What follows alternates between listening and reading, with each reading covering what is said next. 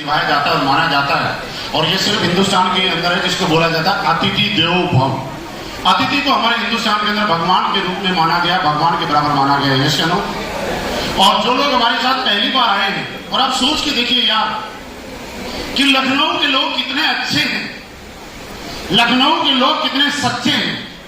यहाँ आए हुए कितने अच्छे और सच्चे लोग हैं, जिन लोगों ने पैसे दिए और पैसे कमा लिए और जिन्होंने चेक ले लिए, जो bronze, silver, gold, platinum, emerald band, वो तो हो सकता है किसी लालच में बैठे हों, लेकिन हम लोगों के पास रियली धन्यवाद करने के लिए कोई शब्द नहीं है, कोई बदले में हम दे नहीं सकते कि जो यहाँ पे बहुत जिन लोगों ने हाथ खड़ा किया, अभी तक इस कंपनी के हिस्सेदार भी नहीं बने, अभी तक उन लोगों ने शुरुआत भी नहीं की, यहाँ एसी फेल हो गया, फिर भी पिछले 8 घंटे से अपने चेयर पे बैठ के हमारे प्रोग्राम की शोभा बढ़ा रहे हैं। अगर ताली बजानी है, सुनो मेरी बात, ताली बजानी है दिल से, तो हमारे उन अतिथियों के लिए, हमारे उन गेस्ट के लिए जो आज पहली बार हमारे इस प्रोग्राम की शोभा बढ़ा रहे हैं, उनके लिए जरूर जुड़ता हूं।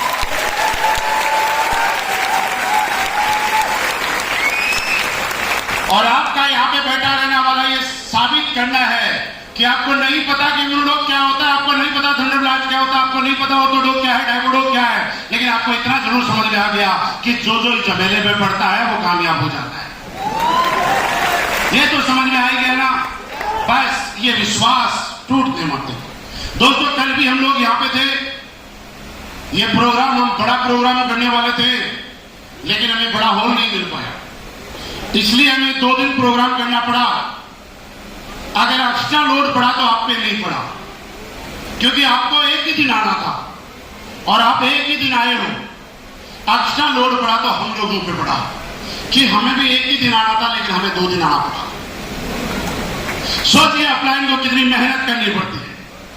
कल भी आए, आज भी आए, और आने वाले टाइम में मुझे लगता है और बड़ा हॉल ना मिला तो 7 दिन भी ये करना पड़ सकता है।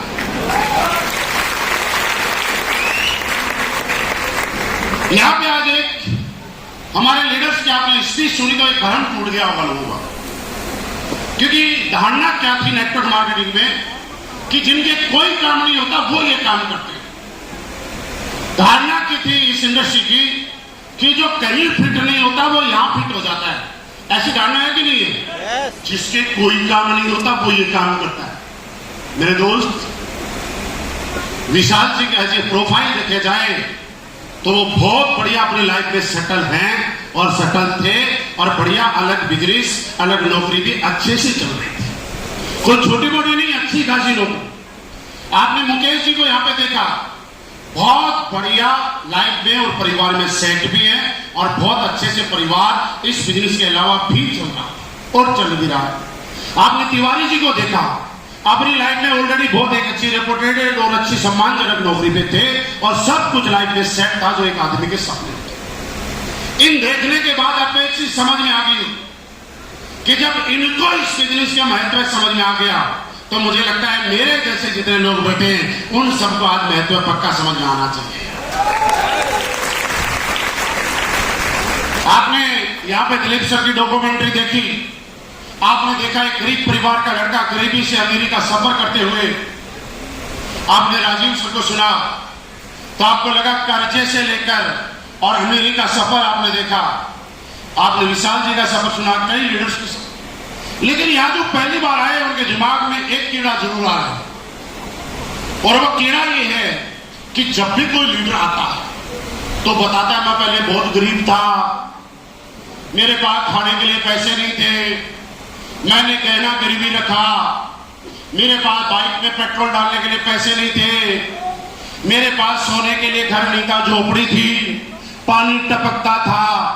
थोड़ी देर में वो लीडर जोश में आता है और 15 मिनट के बाद बोलता है मेरे पास BMW आ गई, 15 मिनट बाद बोलता है बंगला बन गया, 15 मिनट बोलता है कि अमीर हो गया।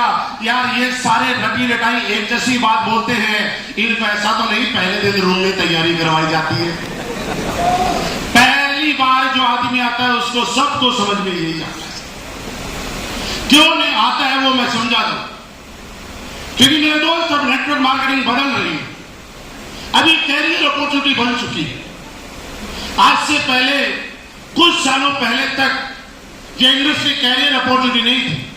जिसने पैसे कमा लिए वो ठीक है, नहीं कमाए वो कंपनी बनेगा, वो तालियां बजाएगा और कुछ नहीं। लेकिन अभी इंडस्ट्री कैरियर अपॉर्चुनिटी बन सकती है। और मैं आज आपको बताने जा रहा हूं कि आप एज ए कैरियर अगर डॉक्टर के प्रोफेशन का चुनाव कर सकते हैं, आप इंजीनियर के प्रोफेशन का चुनाव कर सकते हैं, आप राजनीति का चुनाव कर सकते हैं, आप टीचर का चुनाव कर सकते हैं, तो आप बिंदास होके आज के बाद डायरेक्ट सेलिंग में अपना कैरियर तलाशना, उनसे बड़ा कैरियर आपका यहां बन सकता है। साहब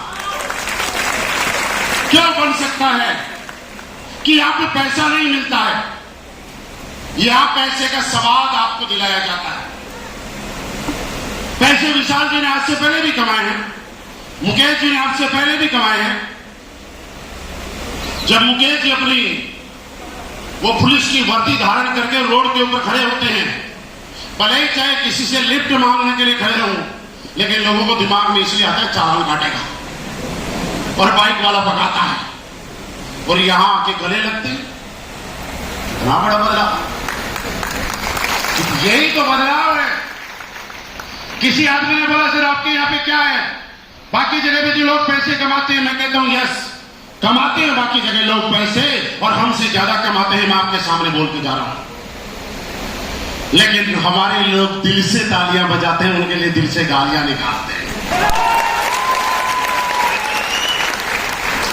तालियां चाहिए या गालियां?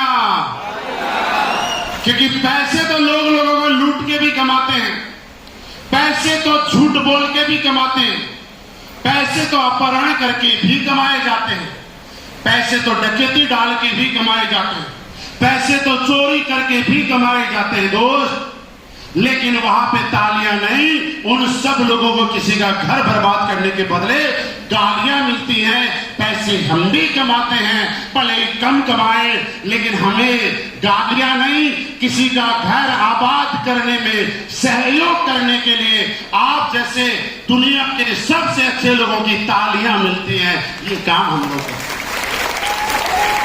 क्या चाहिए? पैसे के साथ सम्मान, क्या चाहिए? पैसे के साथ तालियां।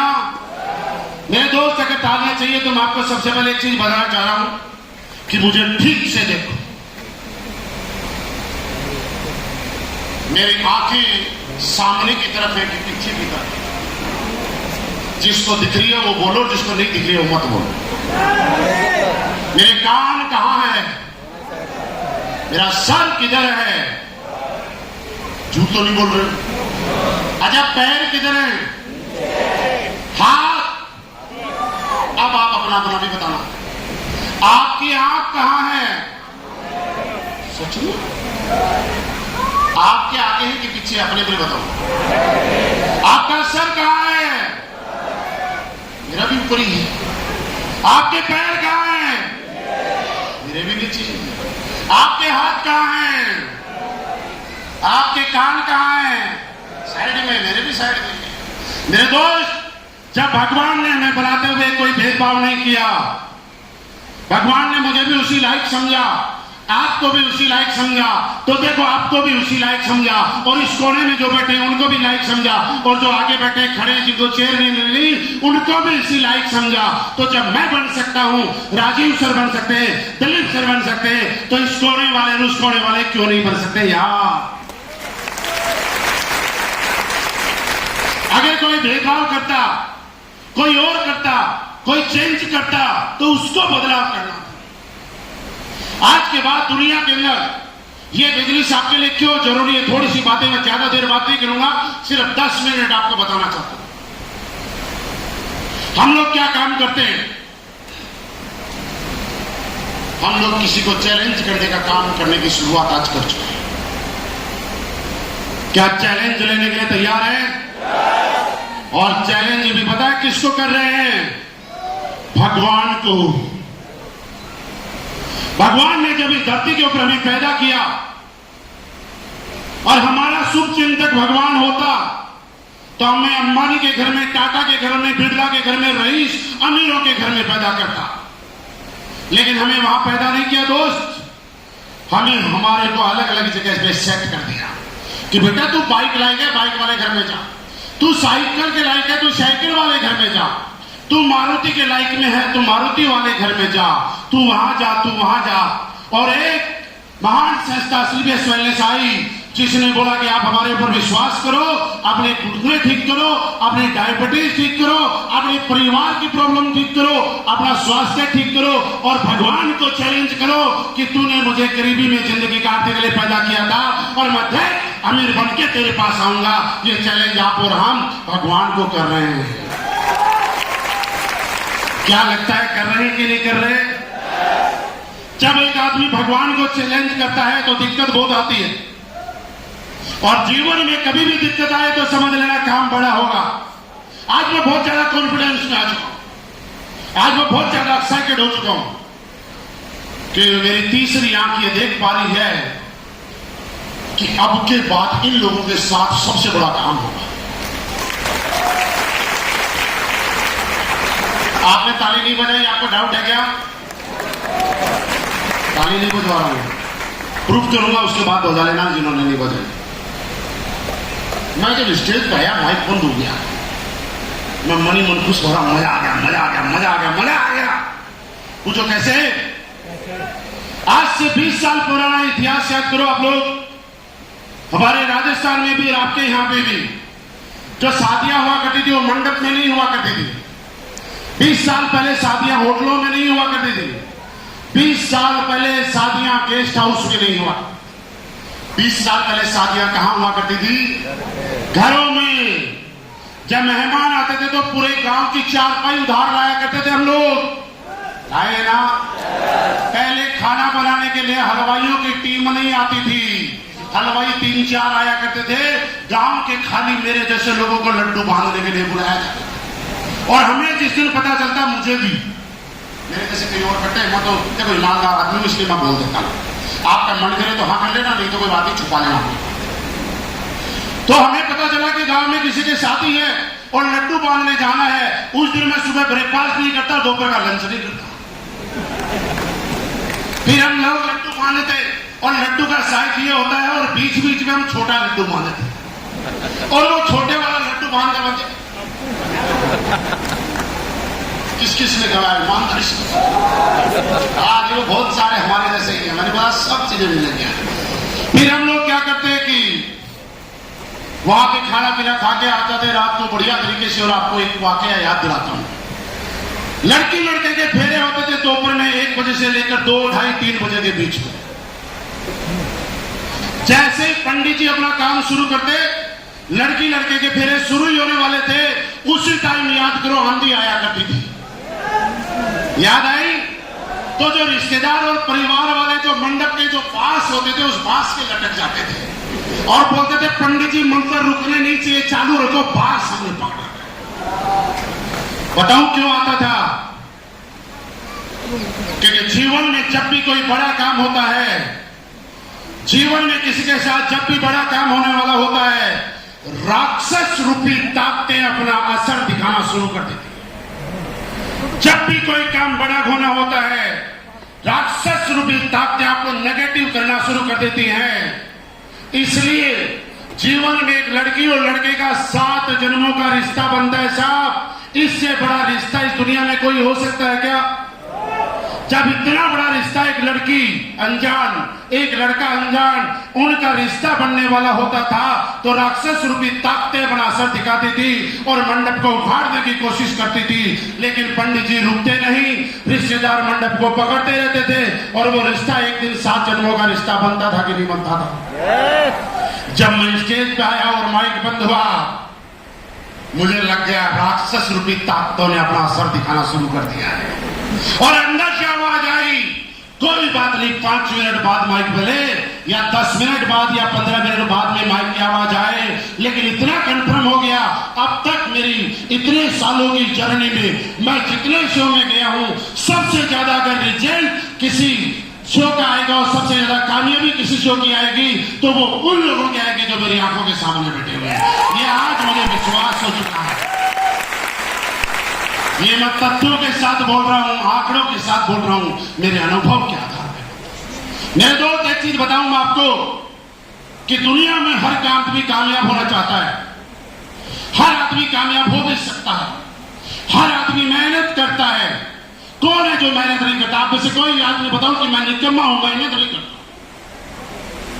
एक माँ बाप चाहे रिक्शा चला के, चाहे मजदूरी करके, चाहे किसी के घर में झाड़ू बर्तन करके, एक माँ बाप अगर अपने बच्चों का पेट पाल रहा है ना, तो वो मेहनती है अपने काम के प्रति, वो वफादार है अपने बच्चों के लिए, वो अपने मम्मी पापा के प्रति वफादार है। क्योंकि अगर निकम्मा होता तो अपने बच्चों का गला घोट देता, निकम्मा होता तो अपने माँ बाप की सेवा नहीं करता। वो बात अलग है कि सारे दिन मेहनत करने के बाद, मंडी के अंदर बोरी अनाज की उठाने के बाद, दिन रात पसीना निकालने के बाद अपने बच्चों को अच्छी जिंदगी नहीं दे पाता, अपने परिवार को खुशियां नहीं दे पाता, अपनी बीवी बच्चों के सपने पूरे नहीं कर पाता। दोस्त, ये गलती उसमें नहीं है। आज मैं आपको समझाना चाहता हूं एक बात, और आप सारे लोग समझ के जाना और सारे लोग बोल के जवाब देना कि गलती किसमें है। ये झूठा बोझ छोड़ के जाओ छोड़ के। आप में से कोई आदमी जो आज 20,000 रुपए महीना कमाता है, असली में इसके अलावा दूसरे काम से एक बार हाथ उठा। अब एक सवाल करूंगा सर, जवाब देना ईमानदारी से, ईमानदारी से। आपके जानने वाले में ऐसे लोग भी हैं जो लाख लाख महीना कमाते हैं? असली में इसकी बात नहीं कर रहे हैं, मदर बात कर रहे हैं। आप 20 कमा रहे हो, इसके जिम्मेवार कौन है? आप या आपका पड़ोसी? आप। आपके जानने वाले में कोई ऐसा भी है जो लखनऊ के सबसे महंगे स्कूल में अपने बच्चों को पढ़ाता है, लेकिन आप बच्चों को पढ़ा रहे होंगे 1500-2000 रुपए फीस वाले में। इसका जिम्मेवार कौन? हम। आपके जानने वाले में कोई ऐसा भी है जो हमेशा 5 स्टार में रहता है, लेकिन आप जब किसी दूसरे शहर में जाते हैं तो या तो रिश्तेदार के यहां रुकते हैं या गेस्ट हाउस में रुकते हैं। जिम्मेवार कौन? हम खुद। आज किसी की वाइफ लाख रुपए की साड़ी पहनती है, लाख रुपए के गहने डाल के निकलती है, और हमारी वाइफ हमारे बजट के हिसाब से 500 रुपए की, 1000 की, 2000 की साड़ी पहन के निकलती है। सर, जिम्मेवार कौन? हम। हमारे माँ बाप बुढ़ापे में जैसे जैसे एडजस्ट करके अपनी गुजारा कर रहे हैं, जिम्मेवार कौन? ध्यान से सुनो अगली बात, जो जहां है वही खड़ा रह के सुनो। जिम्मेवार हम नहीं है, हम लोग रिस्पॉन्सिबल नहीं है मेरे दोस्त। ये फालतू का चोला, ये बदनामी का चोला, ये बेइज्जती का चोला, ये कॉम्प्रोमाइज का चोला खत्म कर रहा हूं आज आपका। मैं आपसे एक सवाल और करता हूं, जवाब देना। कितने लोग हैं जिनको साइकिल चलाना आता है? कितने लोग हैं जिनको बाइक चलाना आता है? कितने लोग हैं जिनको कार चलाना आता है? और कितने लोग हैं जिनको हवाई जहाज उड़ाना आता है?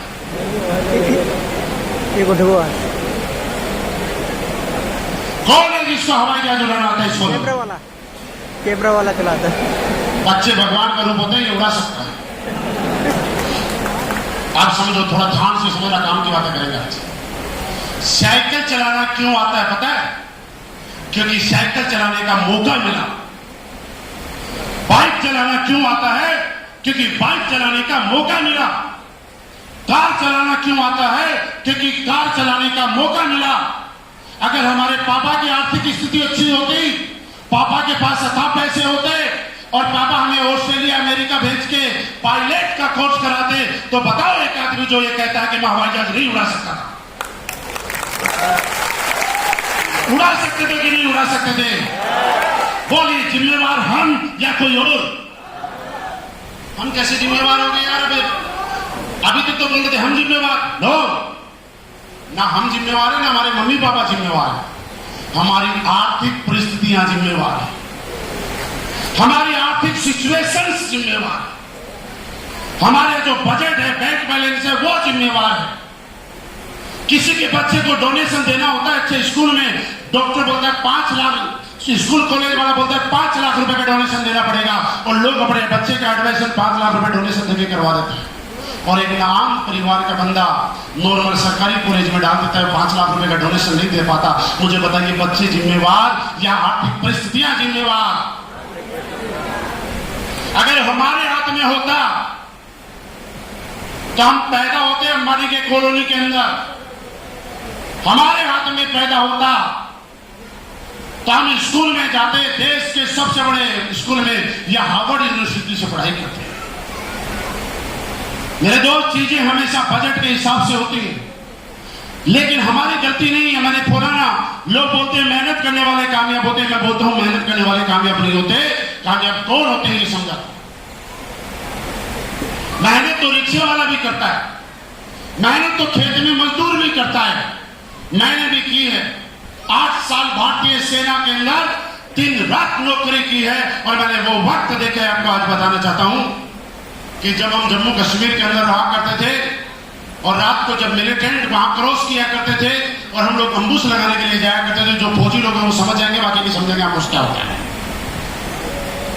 और ऐसा भी हुआ, अगर हम 4 लोग अम्बुश में गए ना, उनमें से 2 आज तक नहीं आए।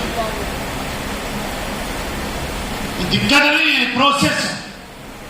जब इस काम में आया तो मुझे लगा यहां पे यार कोई जान तो जा ही नहीं रही, यहां कोई कत्ल नहीं कर रहा, यहां गला नहीं काट रहा। जहां जान जाने की बात है, जहां जिंदगी खत्म होने की बात है, वहां एक आदमी पूरे समर्पण के साथ काम कर सकता है। तो जहां अपनी और अपने परिवार की जिंदगी बदलने की बात है, वहां समर्पित होकर काम क्यों नहीं कर सकता यार। ये मेरे विचार में आया। मेहनत पहले भी की, मेहनत अब भी करता हूं, आप भी कर रहे हैं, लेकिन मुद्दा यह है, एक सवाल का जवाब आपसे और चाहता हूं, जवाब दे। मारुति मैक्सिमम कितनी स्पीड में चल सकती है? आप बोलो तो। 200 में कौन सी मारुति चलती है भाई साहब? एक बार नया आविष्कार आया है, आओ आज आज आज